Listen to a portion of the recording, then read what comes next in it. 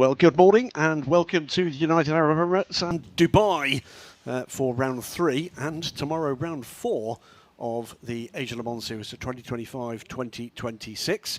Already 2 in the books from December in Sepang in Malaysia. I'm Graham Goodwin, joined as always by #Sportscar Racing legend Oliver Gavin. Great to be here, GG. Absolutely, with David Anderson going to be on pit lane duty, the glamorous David Anderson as we say. Lots of storylines to come. Qualifying this morning, it's 3 quick-fire 15-minute qualifying sessions, Ollie, on a circuit that everybody says is proving tricky, slippy. Yes, it has been. A couple of sessions that we've had have been a little bit tricky for all of the runners here. I think there's been some teams that have tested here, tried to really understand what's going on. You know, with Mantai here down in the pit lane. They're one of the teams is really trying to get to grips with what's going on here at the Dubai Autodrome. A lot of construction work going on in and around the area, and I think that is making things really quite tricky. Track temperature going up and down. We are early in the morning here at the Dubai Autodrome, so that track temperature is certainly going to be lower than I think a lot of these teams have seen. So it could surprise us here how some of these GT cars really switch the tyre on. The Michelin tyre they're on here, I think it's the H2 tyre that some teams are still sort of working to get to grips with here. But yeah, Kessel Racing, the winner actually out in Sepang, they had a phenomenal run there. Dustin Blattner will be taking the wheel of that car today in qualifying. And he should be in the sharp end of this. We saw a quick shot of Yasser Shaheen climbing aboard one of the 2 JMR Corvettes, 4 Corvettes on the grid for this race, or this season indeed, and it was a double pole-setting performance in qualifying from Yasser.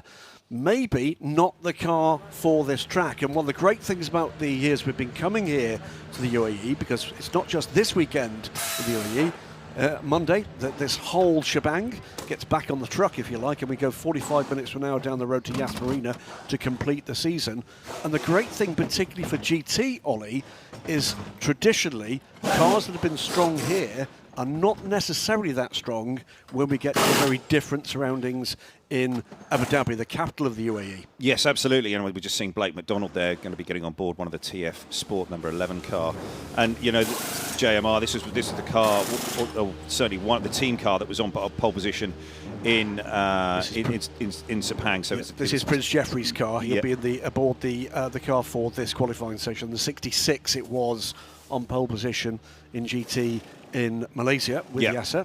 Yeah, but I think that there are going to be a number of teams that are looking for that kind of switch when it comes to Yas Marina. We're not seeing such performance from the Corvette here in Dubai, but let's see. We've seen quite a big swing in performances, and certainly that's what makes it kind of intriguing here for qualifying, just to sort of see what people can do in the cooler conditions here this morning. Track temp won't have got up that much, and we're certainly going to wait and see how these all of qualifying has to be done by the bronze driver. That's something it's certainly one of the things that a lot of the teams focus on, in making sure that those bronze drivers get the time on track and they have a qualifying simulation. 15 minutes only to get this done, and remember 2 lap times, because the first and second fastest lap times for each car will determine the grid for first Saturday, today, the first race, and then tomorrow, Sunday's race. And we will be able to bring you, we hope, details of Saturday's race. We may have to do a little bit of guesstimation on the second one. Our timing screens are not helping with that at the moment. Here is the number 77 car. This is not the Hind Ames, this pink coloured car. This is Proton Competition and Banksy, the Japanese driver, one of the cars that's going to drive a change in here. 69, it'll be Tony McIntosh taking out the WRT car for this session.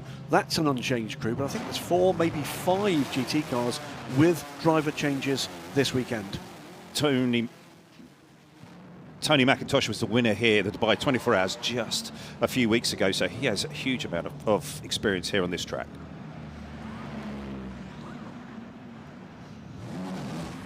Yeah, so not far away from the track going live. The key here, Ollie, is get it done. Absolutely, Is get out there, get the tyres up to temperature, no mistakes, no red flags, because that could be disastrous for any number of these teams interrupting that flow in what is just 15 minutes. Yeah, it is. As you say, 15 minutes. They've just got to get out there, get on with this. And, certainly one of the things here at the Dubai Autodrome is that you're certainly looking for that spot and that space on the track.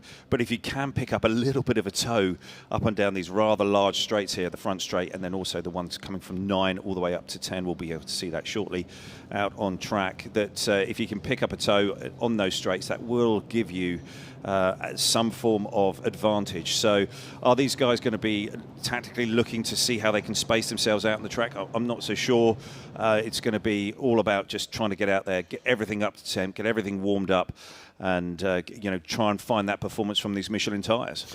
So under a minute to go to the start of the session. 3 changes, by the way, to the bronze drivers we'll see in this session. We'll talk about those new names as we see the cars on track. Here's one of the cars that was at the sharp end of all the action in GT in Malaysia, the Origin Motorsport Porsche. Cracking stuff from Bob Yuan out in Malaysia in December. Let's see whether or not they can replicate that form here.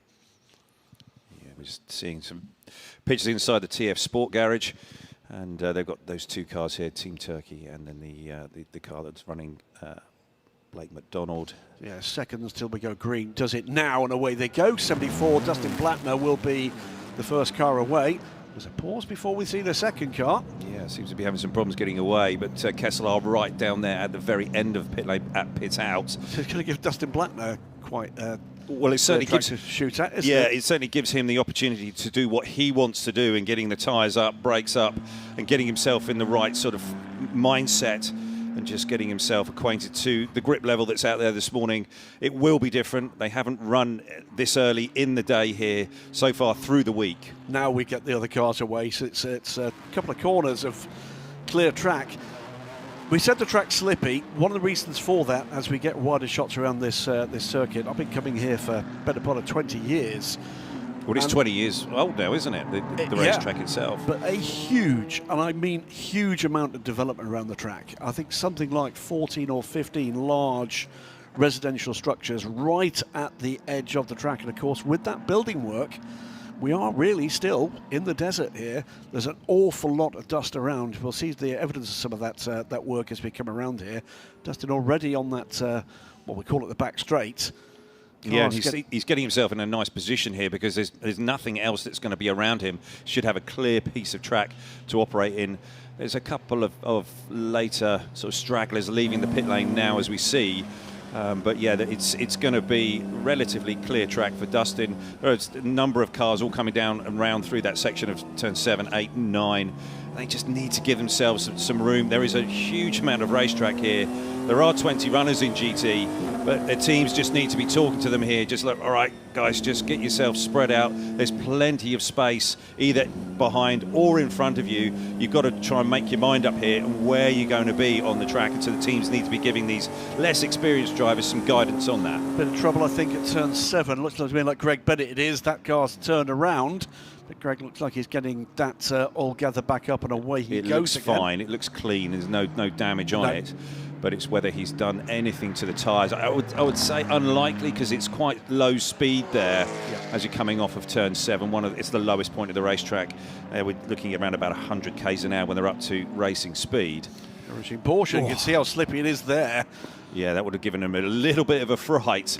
Yeah, just the way that the car snaps. We know that there's a number of cars that have come off of that curb there on the exit of turn 9 that have had some problems and some issues. And there was quite a big accident here in the Dubai 24 hours in the lead up to the race and during the race, with that curb. So it is something that these guys need to be mindful of on board here with Blake McDonald. Yeah, one of the last 2 cars out from pit lane. So all 20 cars out on circuit now. Clock, of course, ticking down.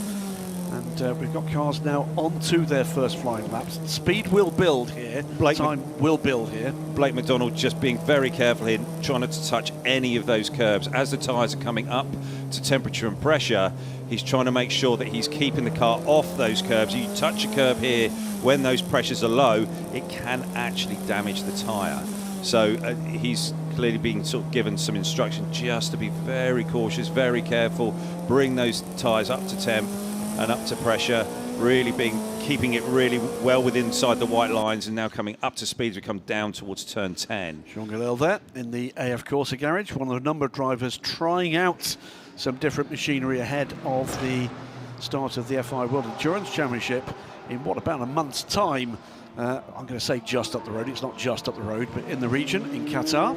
So we're now seeing here Dustin Blattner just getting into a little bit of the traffic that we were sort of talking about. He's got himself nicely out in front, but there's a few stragglers that he's now catching. It does seem that everybody's going quite gently and quite carefully here. By the way, that was the 2018 WRT car, rebranded from Sepang. And with a couple of replacement drivers, Sergei Stolyarov it is, and I think Sergei is a previous race winner in the Asia Le Mans Series. I seem to remember him getting a race win possibly in Sepang with a Mercedes a couple of years ago. Yeah. Now it's Blake McDonald that Dustin Blattner's got to deal with. After that, though, he's got quite a clear track. Yeah, Blake just getting out of his way, just making sure that he's giving him plenty of room. Just want to make sure that Blake's just not picking up any debris on those tyres, just keeping them nice and clean, and so he can start his run here. Being behind Dustin's not a bad thing. Dustin is certainly seen as one of the fastest bronzes in the world at the moment, and he was winner of the GT World Challenge in Gold Cup, I believe that's it was, right. Yep. Last year with Kessel. Something of a star with us last year here as well, wasn't he? He was looking quite focused over in the paddock this morning. Yeah. Steve Jans, another replacement driver here in the number 9 Get Speed. He knows this place like the veritable back of his hand. He's a regular, isn't he, with Get Speed as well? Is. And Steve, recognised by Mercedes-AMG as one of their highest performing customer racers, non-professional customer racers, their end of season awards. Yeah, we're seeing sort of times of 2:09 at the moment, but I think we're going to see around about 10 seconds faster than that when everybody gets everything up to temperature. I think we're going to see a lot of growth in the lap time here. So, yeah, it's a lot of blue and purple on the timing screens in all the different sectors. And Bojan was on for a very quick lap there. I think he's just breathed it just to give himself some time and some space. As you can see, Blake McDonald just there in the background, just looking to get him those tyres on the Corvette Z06 GT3R, just warmed up and just going. It's just taking a little time here for everybody to get everything in the window. Dustin Blattner, by the way, not pushing on this lap, so he still feels there's work to do to get more heat into the tyres. So aboard the number 10 Montai briefly. This is the Courier Cross Blackthorn Aston Martin. Very fast all the way through this week. I see these guys as being real challengers for pole position today and also for the race win. They had a pretty strong run in Sepang in one of the races, and they got a podium there. And these guys focused. They can see that they've got a very good chance here. This car will go well here, but I think it'll also go very well at Yas Marina. Yeah, looking forward to this weekend. It is a very intense week of motorsport. 4-hour races over the next 9 days, starting this afternoon. Join us live, by the way, at 13:40 local time, just for wherever you are in the world, but 13:40 local time we will be live. And then a 4-hour race this afternoon, similar tomorrow, and then repeat for Yas Marina to complete the season and to award the championships for the Asia Le Mans Series of 2025-26. There we go. Yeah. Steve Jans, 2 minutes, 0.408. Completely wrong, Oliver Gavin. You said 10 seconds quicker. That's only 9 seconds quicker. Yeah, okay. Well, you know. Disappointing. Very. A man of your ability. Yasser Shahin, meanwhile, getting up to speed. He's second fastest at the moment, but that's not quite a representative time yet. There's still more to come. Yeah, I think we're going to see a few frustrated drivers here. Cars not really in the window, not quite there, and then there's other cars coming through, like this Petrobelli machine, and he's clearly on it, and he's going to be going towards the top of the timesheets. Goes second there. 2:01. Still at 9/10 off what Steve Jans did. Steve did look like he'd managed to place a really good lap together, and Giacomo Petrobelli here looks like he's being somewhat held up into turn 1, and it looked like he had to work through some traffic towards the end of that previous lap. Johnny Adam there, his coach and teammates to Giacomo Petrobelli. Those two, I think they had British GT together last year. They did. I mean, Johnny, the record holder for the number of British GT titles he holds. Steve Jans, though, as we Keep an eye on Dustin Blattner, the first man under 40 seconds for the first sector. And Dustin Blattner now is on a flying lap, slightly slower in the first sector, purple in the second sector. He's up, but just marginally on the second, session leading time at the moment. Yeah, and Dustin using all of his experience now, and he's getting quite experienced as a bronze driver, knowing where to place this Ferrari 296 and what bits of the racetrack to use, and certainly using a lot of apex curb there, and then the way that the car's driving off the final corner.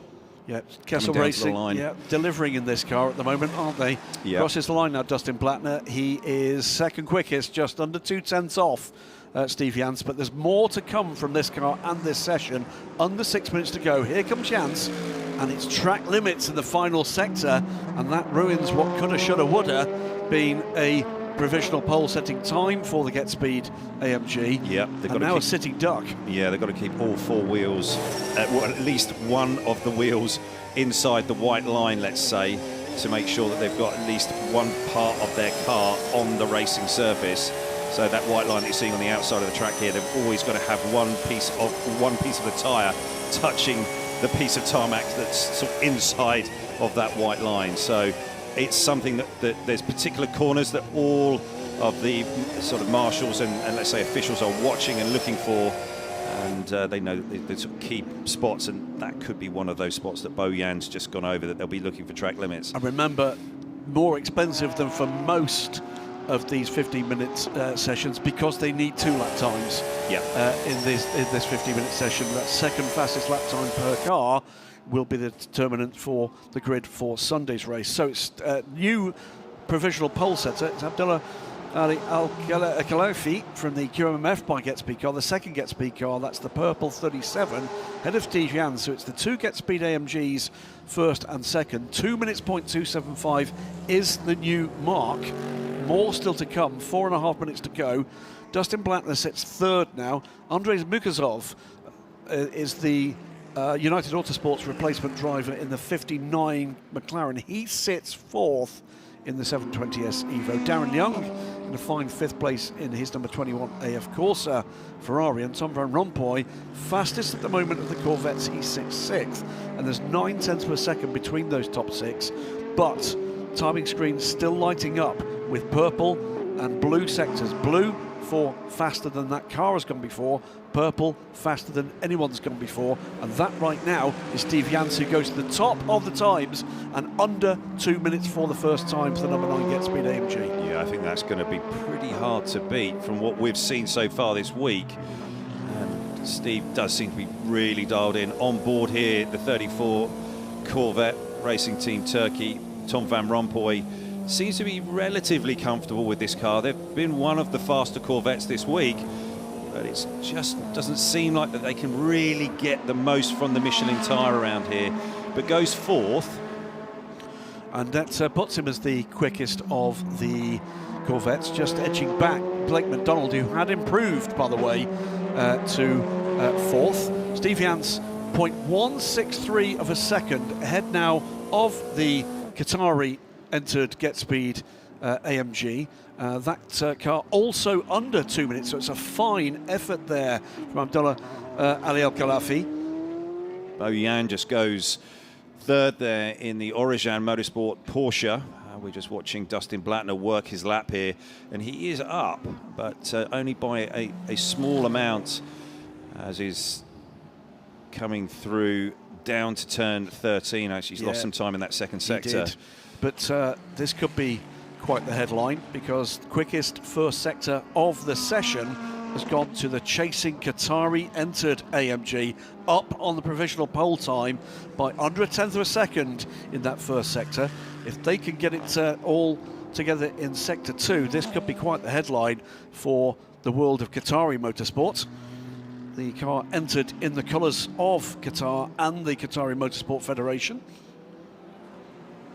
So Steve Jans, Abdullah Ali Al-Khalafi, Dustin Blattner, Bob Grant, Tony McIntosh now pops up in 5th place in the order. Blake McDonald, Tom Van Rompuy, Andrzej Mukavos, Giacomo Petrobelli and Memo Gidley are the top 10 right now.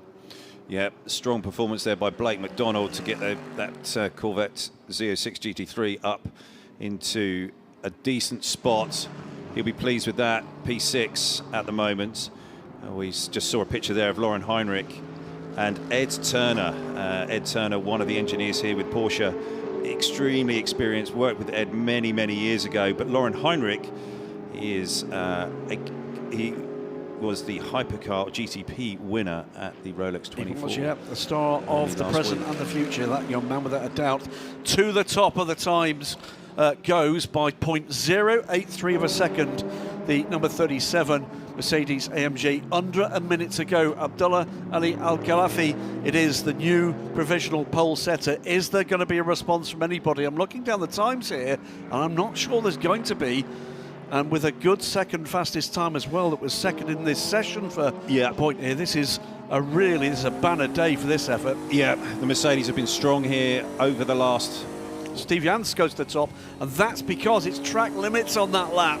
For the man we've just been calling as the provisional pole setter, loses that time, and it's Steve Jans back to the top. Yeah, but they have been very strong, all of the Mercedes, over this last week. But this also this car in the hands of Anthony McIntosh has also been quick. And Tony was the winner here, the Dubai 24 Hours with Team WRT. And I think Tony's looking forward to the races here this weekend. Enjoys driving here at the Dubai Autodrome, but he's currently sitting in 5th spot. Yeah, Justin Blattner first to see the checkered flag. He will do no better than 3rd. Also crossing the line, Blake McDonnell will be no better than 5th. I'm not looking at many major changes. Steve Jans will not improve. He sees the checkered flag. He's done track limits in Sector 1. It's just a quick reshuffle in the middle order. Looking to see what can be done by Abdullah Ali Al-Khalafi. Possible improvement here, but looking also, remember, to nail in that second fastest time. He's very close to the provisional pole time, but is this going to be a quick lap if he keeps it on the island? Yeah, and he keeps it inside the track limits. I'm not sure if he's going to get pinged there. The apex at turn 13, it looked like he just took a little bit too much there. But let's just see what the officials say coming over the line. He goes top. Pole. He goes top by 0.176 of a second. Will he keep it? We'll see that in just a few moments. But right now, it's a Mercedes AMG and a Get Speed 1-2, but it's the QMMF by Get Speed car of Abdullah Ali Al-Khalafi that is the pole sitter as things stand right now. And with 2 quick times from both of those cars, I think there's going to be a double whitewash for the front row for both races for Mercedes AMG. Agree, and I think that the 37 car will keep its laps. And we're not having anything come up on the timing screen yet. That maybe they're reviewing a little bit of footage, but I think that it should be good. And yeah, like you say, Graham, I think it's going to be a Mercedes lockout for both races. It's going to be QMMF, I think, a pole for this race, and I think it's going to be Steve Jans for tomorrow's race, by the look of things at the moment. But they really did deliver.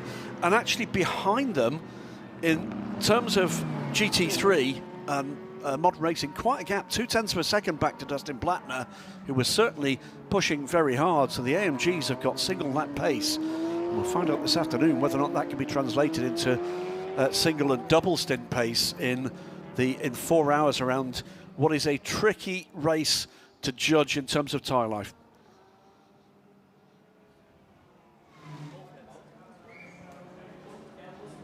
So getting the beauty shot that will be going all over social media across Qatar, I'm sure, this morning. Look at us, top of the times. Great stuff to see from that. Always good to see. The Asia Le Mans Series has had more than half a decade in this region. Coming here in response to, of course, the COVID pandemic, it's been quite the period here to watch the growth, not just of the Asia Le Mans Series, but also interested involvement in this region, Ollie. Yeah, and first time today when we came into the track, we're just really seeing sort of the way all the officials are, and they're expecting a really good crowd here today, which is fantastic to see. And we've got a great grid. You know, we've got 20 cars here on the GT grid, but then we've got LMP3 and P2 to come, so total of 46 cars here on the grid, which is fantastic. You know, following the Asia Le Mans Series this year, we, I'm afraid, have got one no-show. That's the EBM Aston Martin not with us here, with driver having dropped out at the last minute, so Earl Bamber's team not able to make the trip to the UAE, but 46 is still a mighty total. So that is GT. It will be LMP3 next. Let's just take a moment to welcome into pit lane a brand new pole sitter for the Asia Le Mans Series. This is quite the moment for this crew and for motorsport in Qatar and in this region. There are no places to hide on this grid. This is a proper international series now. Oh, it is. And you look down at the names, the bronze drivers here. WC racers galore here in the bronze ranks. And people in those ranks that have been on the front row of WC races in LMGT3. And race winners. And race winners. Abdullah Ali Al-Khalifi is about to talk to the glamorous David Addison down on pit lane. God, he's looking good today, isn't he? He looks fantastic. Oh, always does, but today in particular, he really does look very special. He's taken some trouble this morning, I think. Done his hair. Yeah. Makeup? No. Oh. No, there's no point. It's too good. It's Steve Jans putting in a performance good enough for the front row and likely pole tomorrow. And here is the pole sitter. Beautiful looking car, great livery, great performance from Abdullah Ali Al-Khalifi. Let's go down now to talk to him with David Addison. Abdullah Al-Khalifi, that was a great session. Congratulations, first pole in the championship. How good a lap, how hard a lap was it? Well, I honestly didn't know that I was on pole. My engineer was telling me keep pushing, one lap was deleted, so I really didn't know. But it looks super strong. We struggled yesterday with free practice 1. Luckily we find the issue and we solve it for FP2, and the pace looks mega. Thanks to the team, it's a really great team, and the pace is actually coming from them, not from me, because we struggled so much yesterday. You had one issue with track limits. How hard is it out there? How slippery is it? First, well, we need to do additional preparation lap because it was a bit colder today and temperatures wasn't getting into the tires as quick. But yeah, my track limit was toward the end of the session, so I have no excuses. And this car really seems to be suiting you. You went well in it in Sepang and obviously going well here. It's again thanks to the team because they provide the perfect setup. They listen to us, and it's really easy to drive once it is perfectly set up for each circuit. Abdullah, fantastic job. Well done.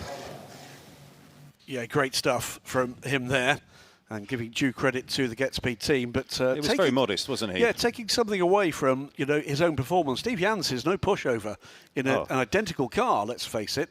Albeit, well, I'm sure, with different setup. There is the qualifying result for race 1 this afternoon. Remember, live with us at 13:40 local, 1:59.595, and we're making our way all the way down the order. Greg Bennett did look as if he was having a bit of struggle in that session, that early spin. It does seem that the Ferraris have struggled more than others to get their tyres up to temperature, and certainly Dustin Blattner was one of those guys to really switch everything on and get a good lap time out of it. Well, so far, so GT. Just seeing in the garage to the right-hand side there, another sports car racing legend, just like you, Big John Nielsen there. Le Mans winner, of course, with high-class racing. This is CLX Motorsport, our reigning champions in Europe, with a new look team here. But Paul Lancher, a double pole setter in Sepang. What seems like an eon ago. Before Christmas. Indeed, but here is the number 17, looking spectacular in the sunshine. First time here in Asia, of course, for this Gen 3 Toyota turbo-powered now LMP3. And, what is it, 470 horsepower? 470 horsepower, yeah. But quicker in a straight line than the GT3s, just marginally quicker through the turns. Yeah, absolutely. It's the entry sort of level of prototype car in ACO rules racing, and many drivers have sort of come up through the LMP3 class. This is the car, though, that many people here today will be looking for and rooting for, and that's because of the presence of Ajit Kumar, a mega star in Indian cinema, and what a lovely chap. I spoke to him briefly at breakfast this morning. Belies his superstar status with his personality, this man. Yeah, he's a super guy. Very nice. And, he's going to be building speed here through the Asian Le Mans Series. This is part of a learning curve for him coming through GT racing. We'll see him in Europe as well this season in the Michelin Le Mans Cup. Circuit goes quiet for a moment before we start hearing the tones of turbo-powered Toyota V6s around.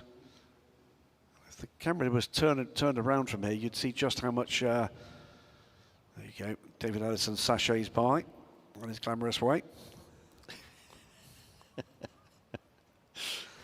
Actually, if they turned the camera around in that previous shot, we would have seen the hotel we're staying in. We would. Yeah, they would have seen sort of sweeping out your room with all the straw. Yeah, it's like a pig bed in there.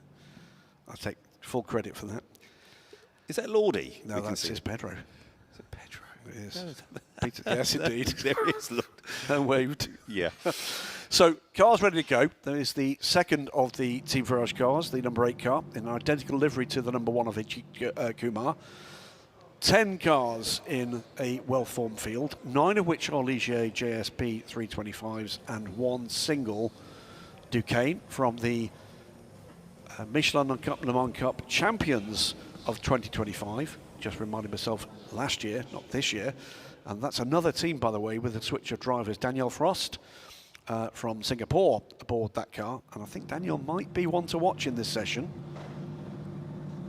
So we wait for this session to go live. And it does so as I say those words. Away we go. Volume up. There is the RSGP Duquesne in the train. Some familiar names, some new names. So it is going to be Ajit Kumar in the number 1 car for Team Virage. Romain Wozniak in the second Team Virage car. They come at the start at the head of the queue, the number 8 car. Into Europol competition, second and third at Daytona last weekend. They field locally based Alex Bekantsov, a race winner here previously in LMP3 in their number 13 car. It will be Louis Stern in the 23 events, number 23. Breton Racing, Jacek Zielonka will be aboard their 26 car. Nick Adcock in the Frestia Racing by VPS 29, that's the black and green car. Terence Woodward, one to watch in this session in the 71 for 23 events. Shahan Sarkisian in the 85 Duquesne from RSGP. Tim Whale in the high-class racing number 94 car. We're waiting for the emergence from pit lane of the number 17. That should be Paul Lanchier.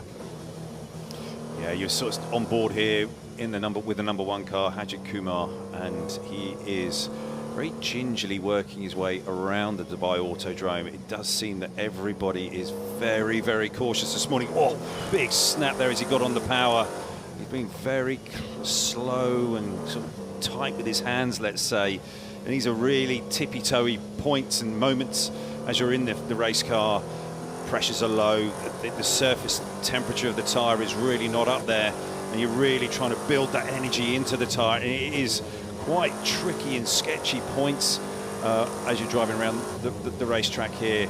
Ajit Kumar is trying to get the temperature into the tyres by braking, accelerating, which is one of the best ways to get temperature into the tyres.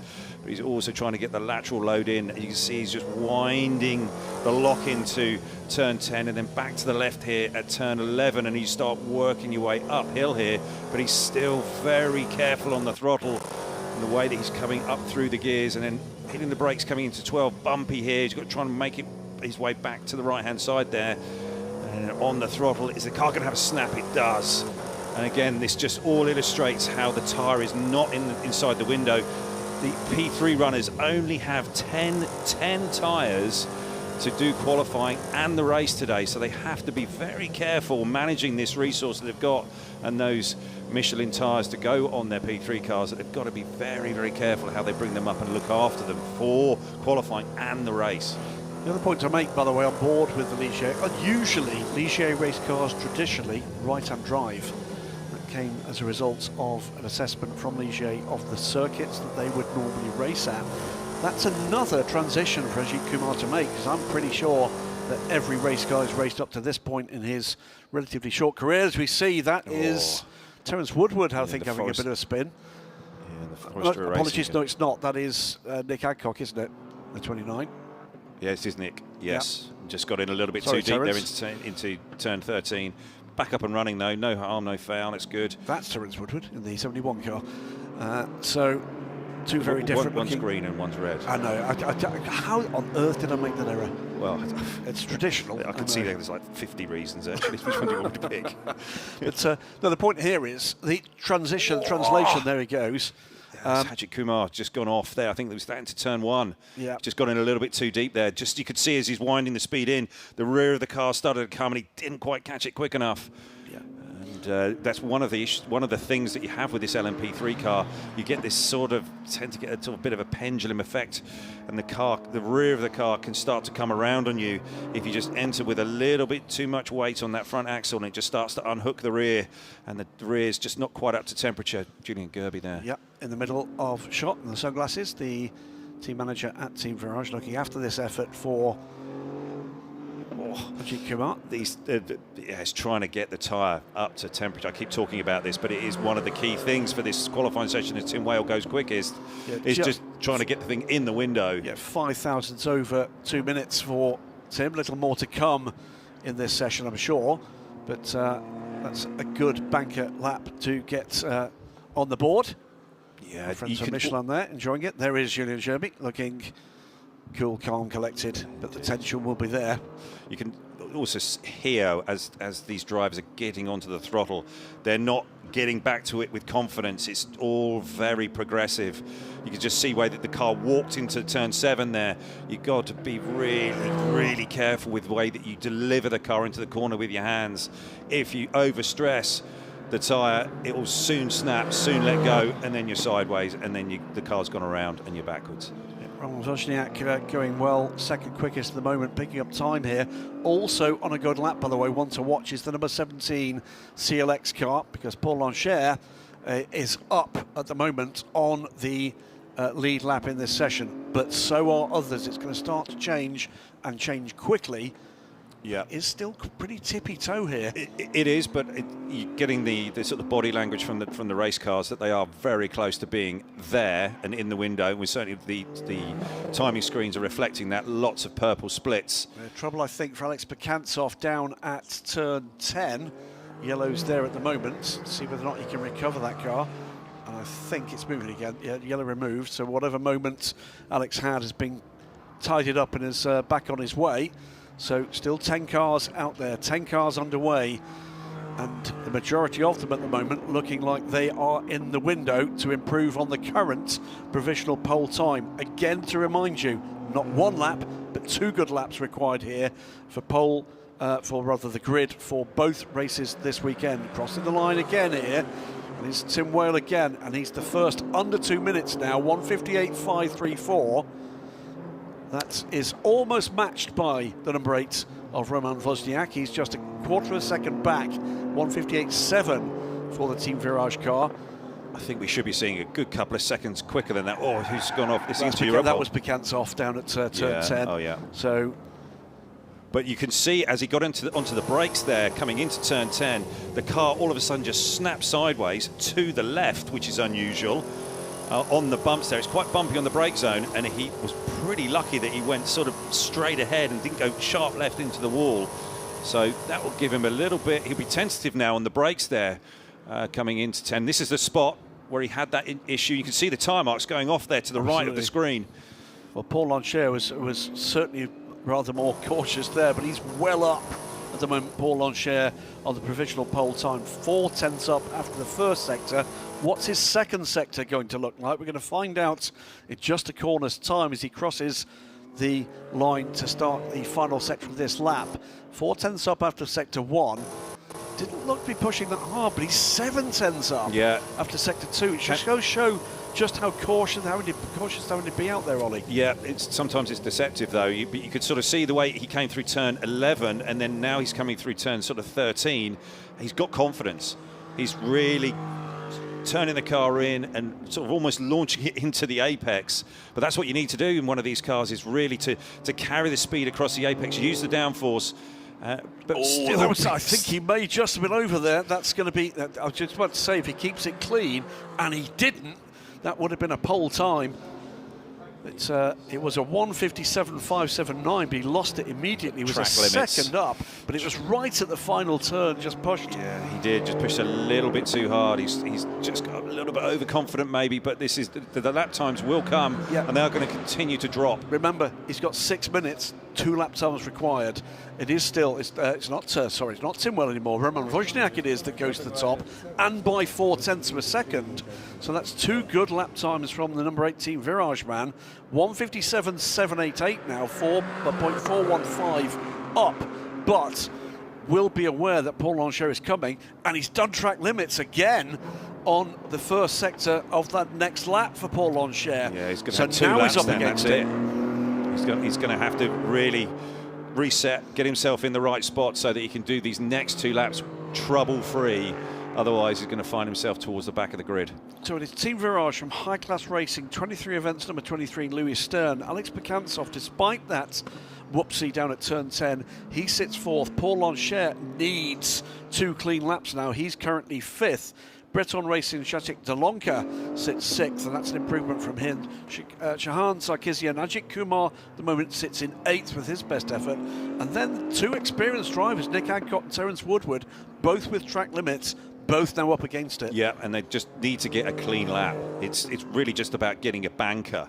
And that'll be one of the things that the teams are talking to the drivers about, is just really being smooth, being smart, just trying to just get everything there in the right window, and don't overdrive.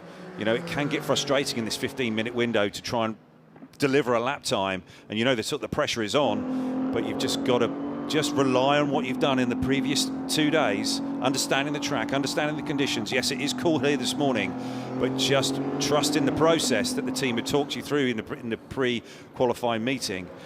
As Tim Whale is P1, 1:57.080. That's a big improvement from him. And Tim coming back to racing fairly recently after something like 20 years away into GT racing initially, now into LMP3, and showing he's still got some pace. Yeah, Roman there in P2, and only about 0.3 off. It was the car looks relatively stable, but he is moving some on the rear. Yeah, it just looks a little lively. Now, this is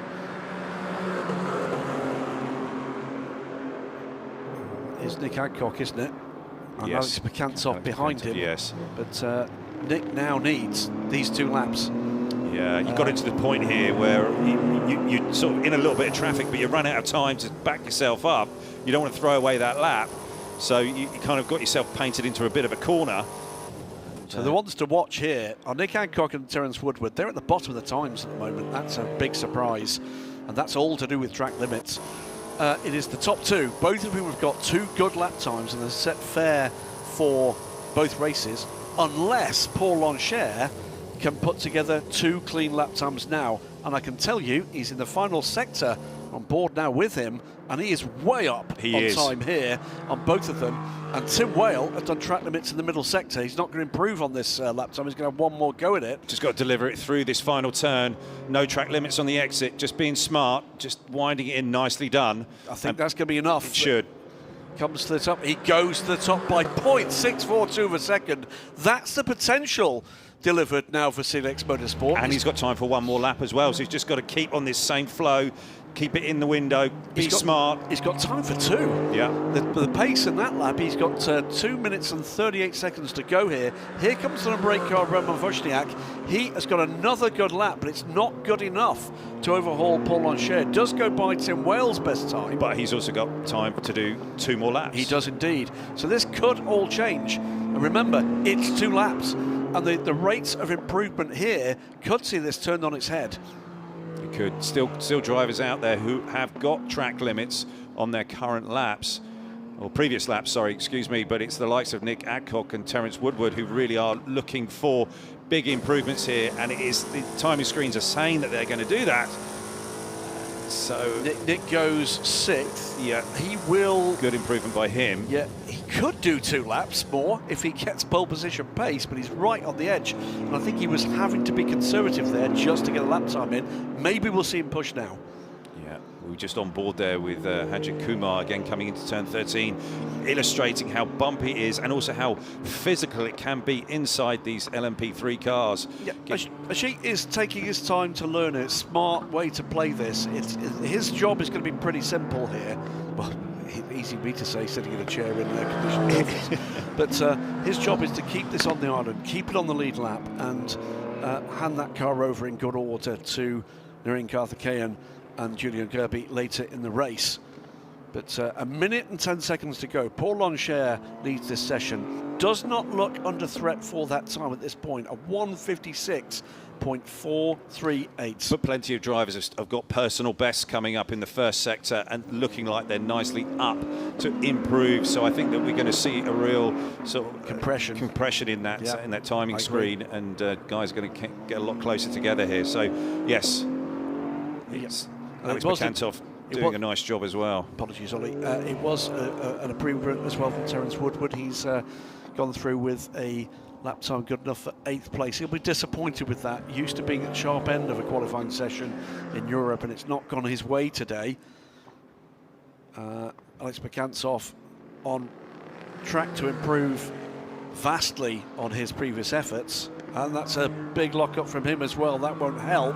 It's still a quick lap time from him. Yeah, I don't think he's given up too much time there. No, it's not. He's not going to trouble pole position here. 10 seconds to go. He will see the checkered flag on this lap.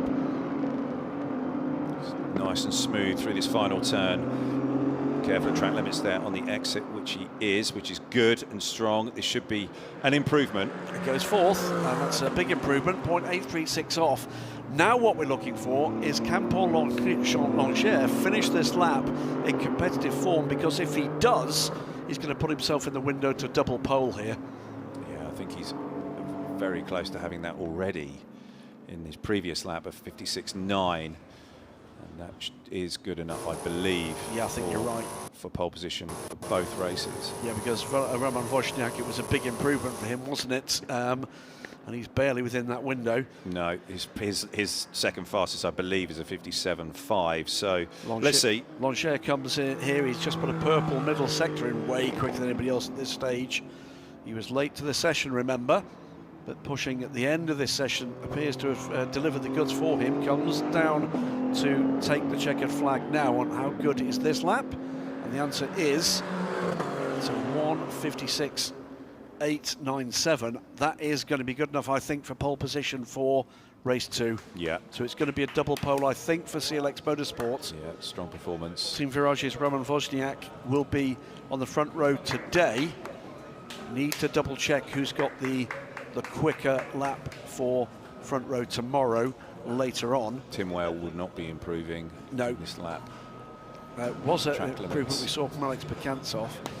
Louis Stern improving too, and I don't think we're going to see much of an improvement from much anybody else at the end of this session.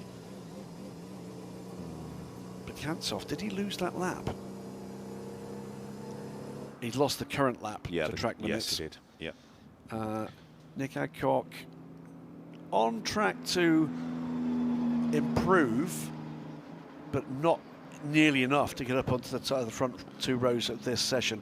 It is a pole position for this afternoon's race then for Paul Loncher, and if we're right, he's got a clean sweep of pole positions for the season so far. Yeah, Ollie. drove extremely nicely in that session. He's sort of a little bit overdrove to start with, and just trying to get the car right and in there and all sort of like slotted in as the session got going. But as he did the laps tick by, he managed to really start delivering the performance from that CLX car. Did a nice job. Tim Well, third in LMP3 today. He'll start from the second row this afternoon's race. Good effort in the number 94 car, the number 8 car for Roman Wozniak from Team Virage. He'll be on the front row alongside our pole sitter. Yeah, he was the closest challenger, wasn't he, to Paul? Was and indeed. he did, again, a nice job in qualifying, but Paul was out in front, and I don't think anybody can really touch his pace. And, yeah, as we've seen, pole position twice in Sepang, pole position twice here in Dubai. Yeah, and CLX Motorsport really delivering again a great performance in LMP3 as we've seen from them over the last couple of seasons. Warm out there. Yeah, sort of sense of frustration as well, maybe. Yeah, it's 0.642 of a second off. Very easy to get kind of glib about these gaps, isn't it? It's just over half a second, which seems nothing in many areas of life, everything in motorsport. Yep, it is. You know, progress and achievement measured in thousandths. Where did you lose that thousandth of a second is the question I love to ask people to their utter bemusement. Drivers love to hear that. Yeah, I know. Yeah. They'd expect nothing worse or better from me. Yeah, Into the pit true. lane, though, for our pole sitter in LMP3, Paul Lancher. And we'll go to the scrutineering booth. And I'm just so sure that you'd seen the scrutiny there. but mercifully, he did. Didn't need the road sweeper. But it'll be LMP2 next for the final 15 minutes of qualification this morning. Remember, join us this afternoon for the race, 4 hours around this circuit later today, and again the same tomorrow. But that is our pole sitter today, and I think double pole sitter. Yeah. Nervy moments at one point there. Yeah, but you sort of sense that he had the confidence just to get it through, get it hooked up. Nice job. And that, by the way, for the non-pro drivers in particular, is part of the skill set, isn't it? Centering yourself again. There is the qualification classification. It is 1:56.438 for CLX Motorsports. Paul Lancher, the number 17 car, head of the number 8 Team Virage car. High Class Racing's 94 and the 13 from Inter Europol. 1, 2, 3, 4, all Ligers.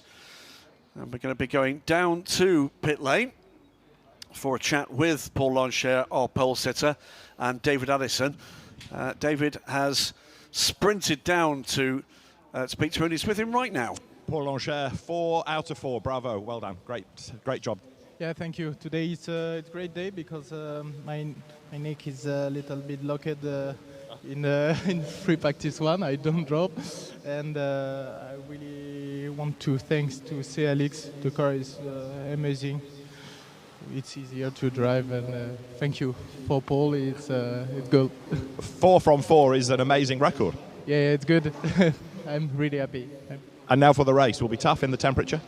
Yeah. I think the race, we work a lot for the race pace to the setup, and I think I'm very confident about this, and we wait and see.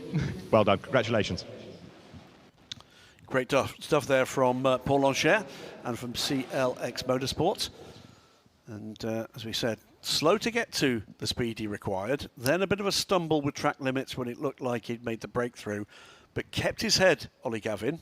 That was the track limits lap, wasn't it? Yeah, it was. You can see where he lost that early, didn't he? He did. But kept his head and delivered under pressure, and that bodes well for the race. It does, it really does, and I think it's you know, he's clearly a class act like CLX are, and they seem to have a very strong grip on the performance in this LMP3 class. So yeah, just seeing the P2 cars being sort of placed into position here in the pit lane, the 45 Ponos machine. Yeah, good to see them back actually, and with a bit of a change, by the way, for the Ponos Racing crew, not in the driver lineup, but actually in the support they're getting from United Autosports here, which is good to see. So they're adapting, and their car under the K2 Achino banner, same team, actually was bought by United Autosports after their previous efforts in the Asian Le Mans Series. This is our double winning car so far. It will be Roberto Lacorte, the owner of Cetera Racing. This car prepared, of course, by the spectacularly successful AF Corsa efforts.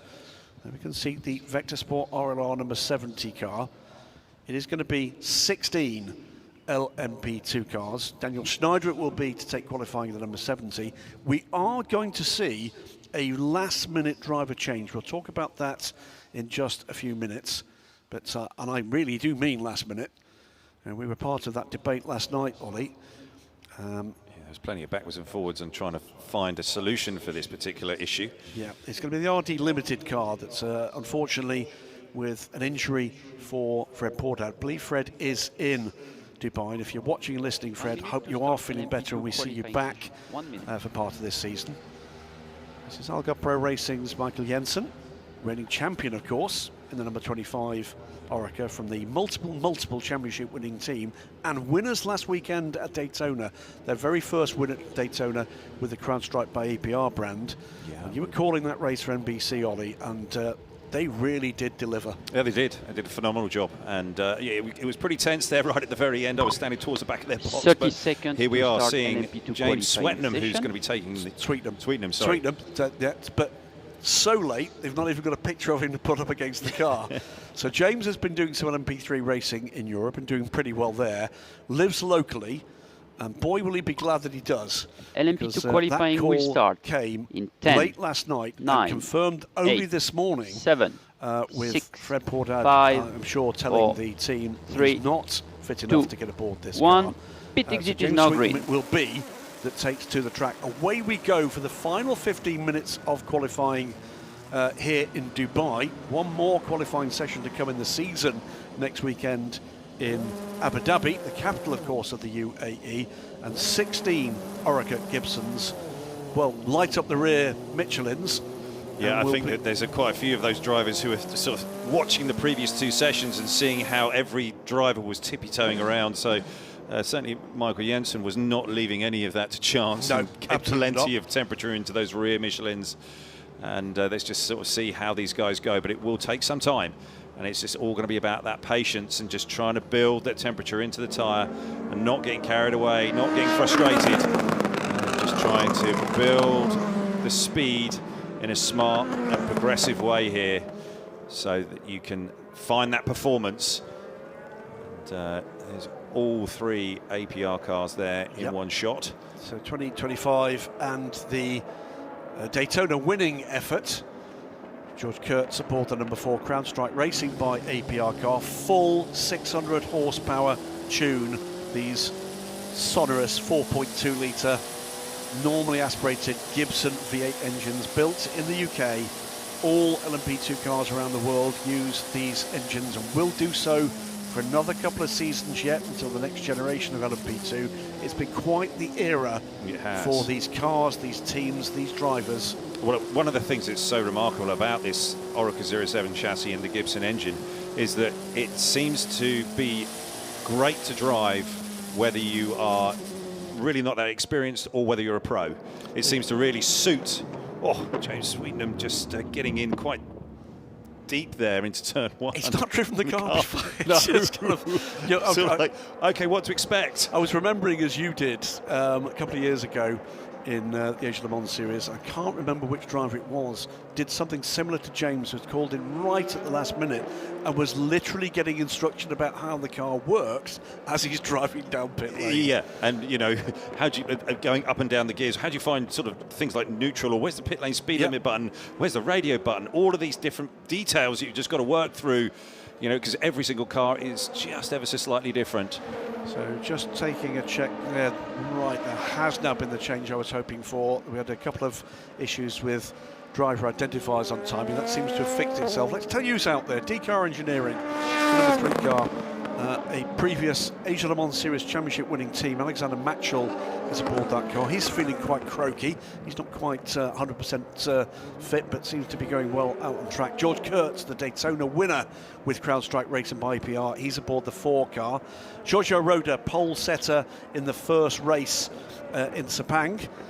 He's in the United Autosports car number 5. We have to keep reminding ourselves there. Phil Thayer, he had the opposite of George Kurtz, didn't he? Oh. Rotten luck Oh, my at word. the very start of the Daytona 24 hours. Turn 1, lap 1. It was indeed. The number 6 car, he's going to be hoping for better. John Falb aboard the 20 Algarve Pro car. Stefan Aust is fit and joins us for the Asia Le Mans Series after recovering from injury suffered in Europe at the end of last season. Brutal crash that was. Yeah, it was indeed. He's aboard the 22 car, the green Proton car. Michael Jensen, our reigning champion, is the 25 Algarve Pro car. James Sweetenham, we talked about in the 30 from RD Limited. Georgios Kolovos was quick. He's in the Inter-Europol competition, number 43. Miro Konopka, a man who's probably started more Asia Le Mans Series than any other. He'll be in his ARC Bratislava number 44, the bright yellow car. It is Yuriketsu Shijiko in the Kronos Racing 45. Roberto Lacorte last out on the track this morning in the 47 Cetilar Racing car. Jens Reino Moller, who set pole position for the second race. There he is on board the 49 car from High Class Racing. Kreitman Tudis and Nielsen Racing 64.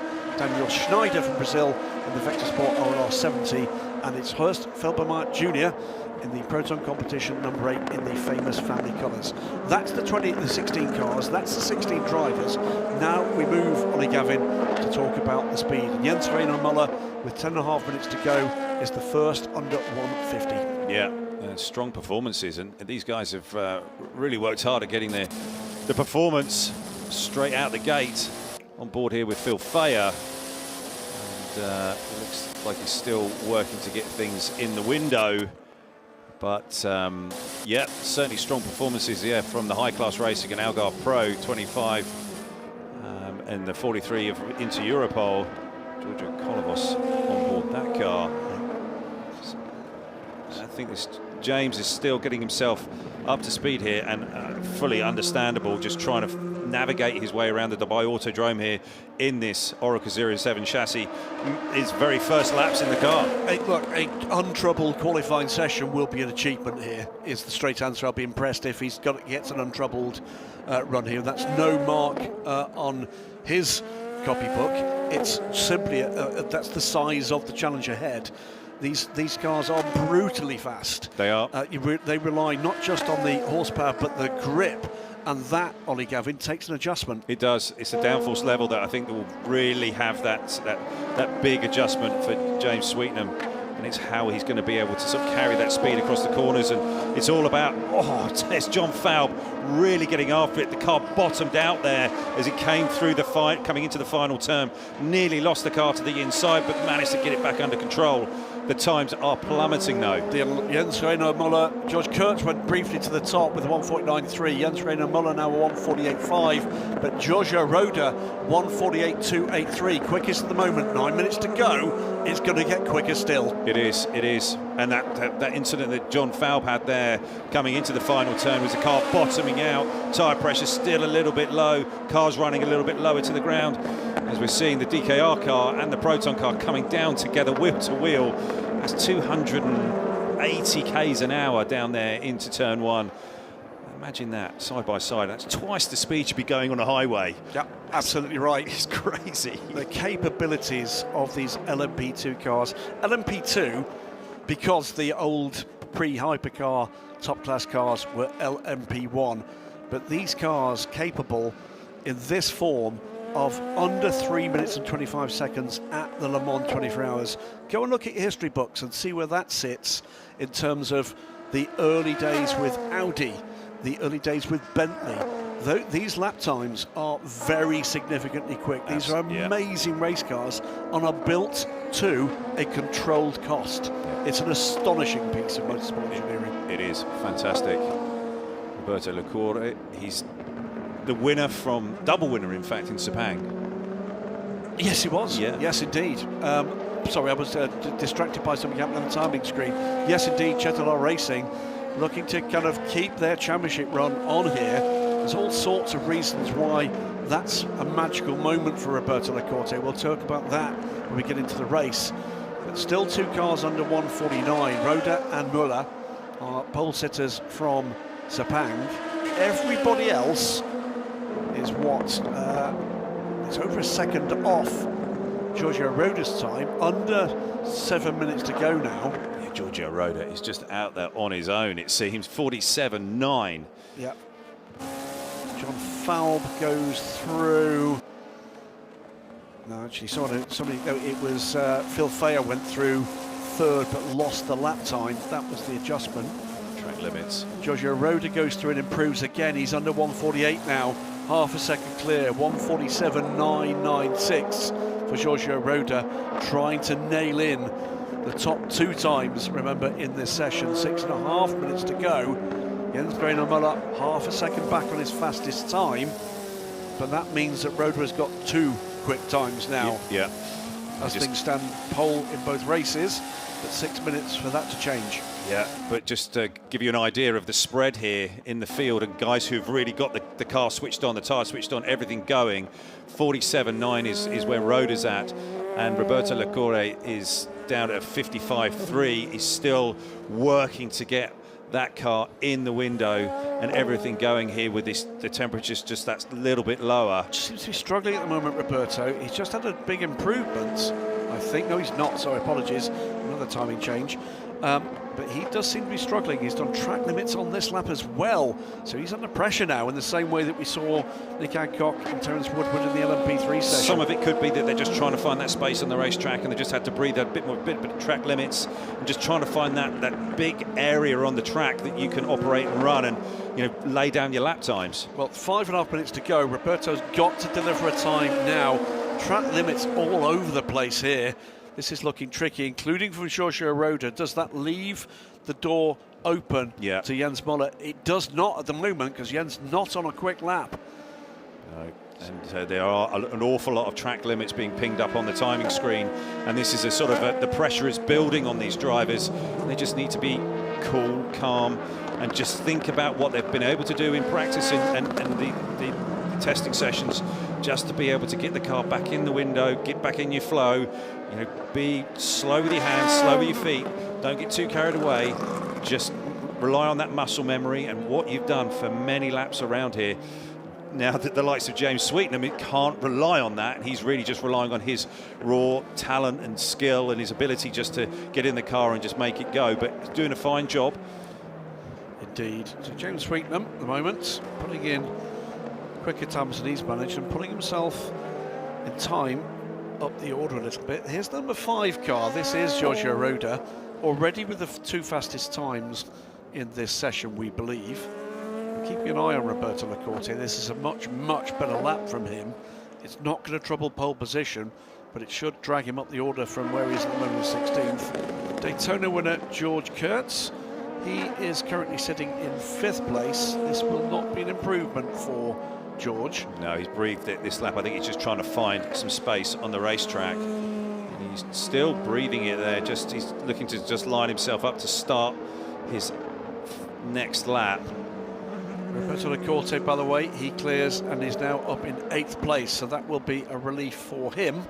Jens Sweetenham, by the way, still keeps himself out of 16th place. He's just done a lap good enough to put him above Miro Konopka, the elder statesman of LMP2 here. Yeah, we're going to see a compression here in the timing screens. I think all of the field's going to come together.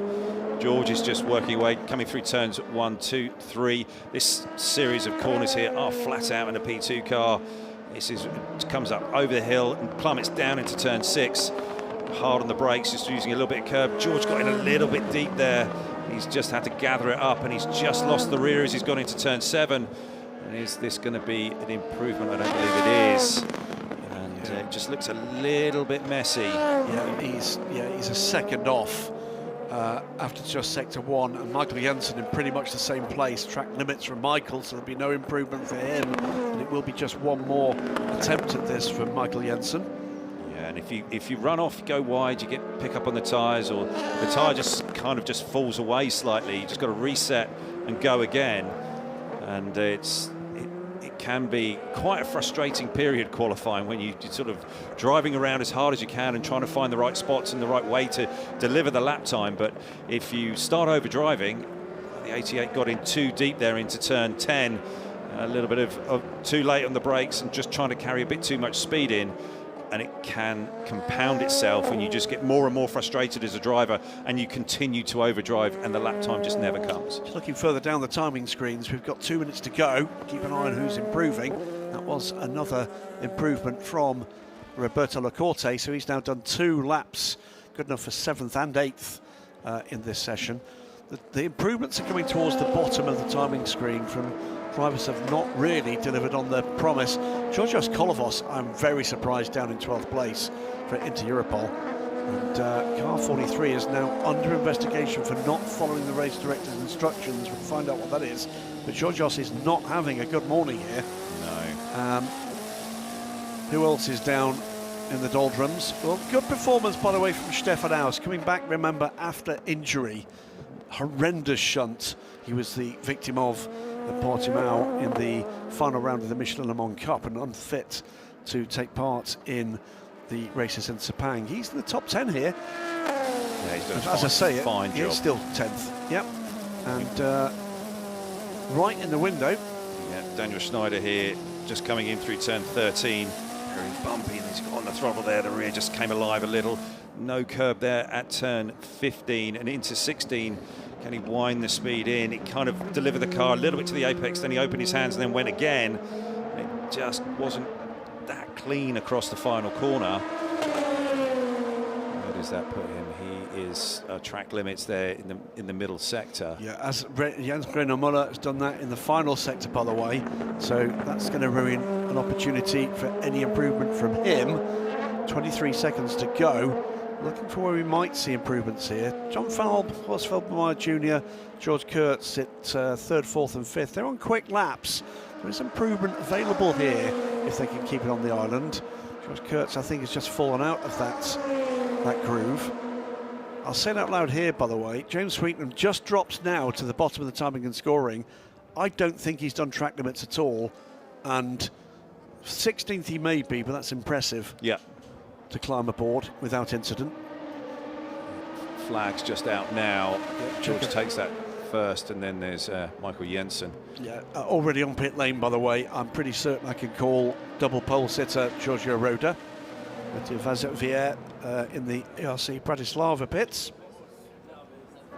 Colourful hoodie he's got on there. Indeed, that's a style statement there for Matt Vax. You'd look good in that, I think. I'd look amazing in that. I mean, I think he underplays it, let's be honest with you.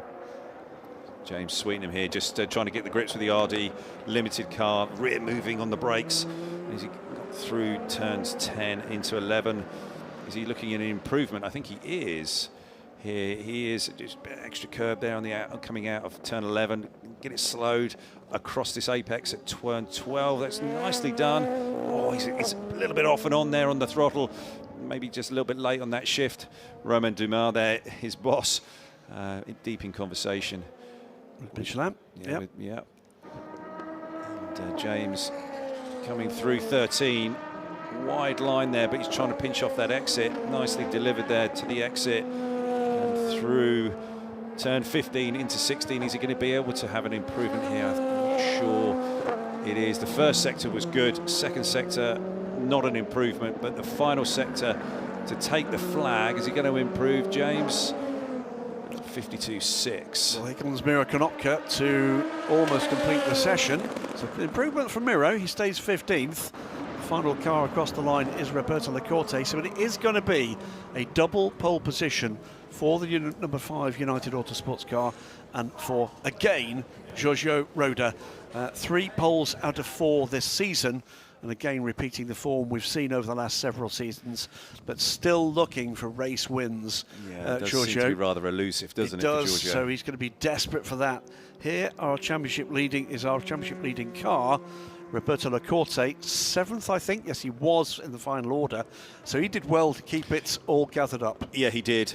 He just stayed calm, composed, and managed to deliver a good lap time. He sat there in 7th place, and I think his 2 teammates in Antonio Fuoco and Charles Malaysia will be happy with that performance. Well, he's not going to want to talk yet about the championship, but there we go, our pole sitter. I can tell you that Roberto Lacorte has got quite the plan should he take this effort to Le Mans, because he will not be sharing that car with either of the 2 drivers with him, because they're both on factory hypercar duty. Indeed. But yeah, there's a very personal reason why he wants to take this effort to Le Mans. This is his only race programme of the year, by the way. But Giorgio Roda, very happy, very, very happy. and quite correctly so. Yeah. Did class of the field, isn't he? You know, he regularly produces these qualifying performances. There's our 3rd place car. John Falb not able to drag the 20 car onto the front row today.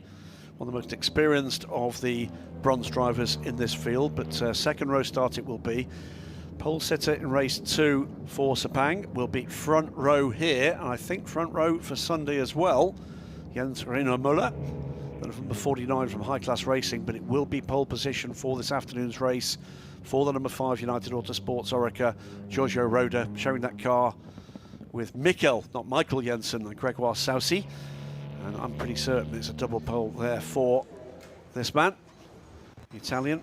Been used to seeing him with Proton competition in Europe. Switches to, there is Mikkel Jensen, and Gregoire Saucy to the left. Mikkel Jensen, the first named McLaren hypercar driver for their 2027 programme. There is the order, and it's half a second and change clear for Giorgio Roda over Jens Reiner Müller, and then a further 0.8 of a second to Algarve Pro Racing's John Falb. The number 88 car just a tad off that 0.005 off in fourth for Horst Felbermeier Jr. Then George Kurtz for CrowdStrike Racing by APR, Michael Jensen, the defending champion for the 25 Algarve Pro, and the top 10 rounded out by Cetilar Racing, United Autosports number 6 car, and DKR Engineering, Roberto Lacorte, Phil Thayer, and Alexander Matschel. They are the top 10 in this stellar 16 car LMP2 field. So that's all going to be about at the start of this race, Ollie Gavin. These guys keeping it clean, keeping as quick as they can, and critically staying on the lead lap. Absolutely, and there's going to be quite a big change here in the conditions they're going to be out there on track with. You know, it's been cool this morning.